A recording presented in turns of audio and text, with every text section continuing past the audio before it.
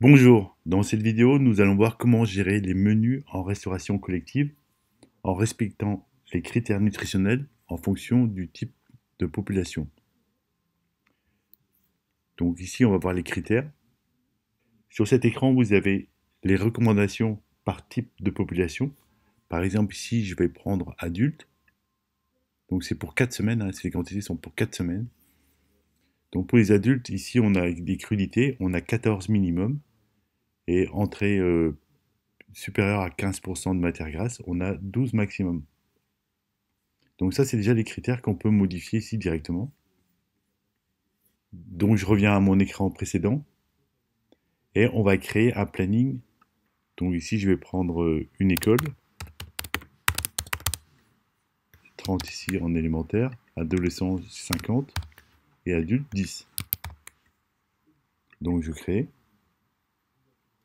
Donc ici, on va avoir, on a cette population pour ce menu. Donc tout le monde a le même menu. Donc je vais déjà créer mon menu.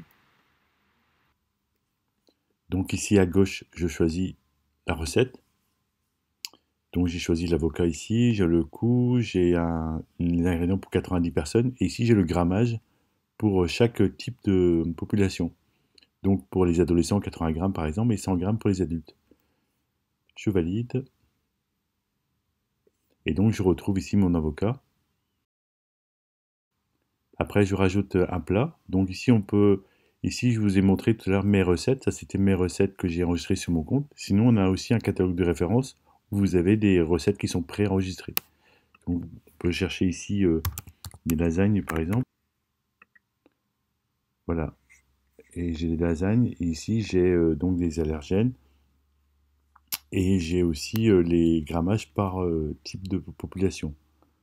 Je valide.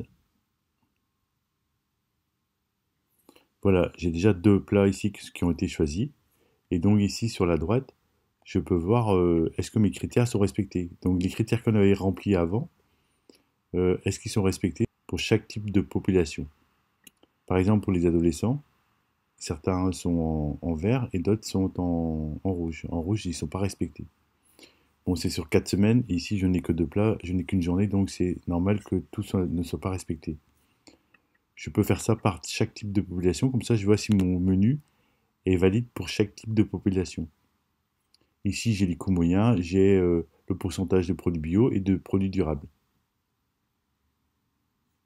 Je peux imprimer ici, donc j'ai un récap du menu de ma semaine avec les produits bio et durables. Ici je peux générer des commandes. Bon, j'ai pas beaucoup d'ingrédients, hein, mais ici, on verra la liste des ingrédients qui sont prévus à la commande et les plats qui sont prévus à la fabrication. On peut les télécharger en CSV et puis ou alors on peut générer directement sa commande pour pouvoir la retrouver dans les commandes fournisseur par fournisseur. Vous pouvez personnaliser les recettes. Donc ici, vous allez dans recettes. Je vais choisir par exemple la tarte tatin. Donc vous avez toutes les informations aussi sur le prix, sur les quantités, le poids de la recette, la fiche technique ici avec les ingrédients et la quantité. Ici, on voit qu'on a trois ingrédients et une sous-recette. La sous-recette, la pâte brisée est une recette avec sa propre composition qui peut être utilisée dans plusieurs recettes. Vous avez les étapes de production, bien sûr, les détails ici. Les détails ici, vous pouvez rajouter par exemple des tags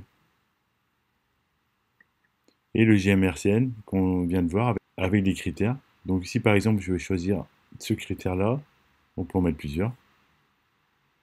Et ici, on voit qu'on a déjà saisi deux grammages. Je peux en choisir un autre avec ici, par exemple, 90 grammes pour des personnes âgées le midi. Merci d'avoir regardé cette vidéo.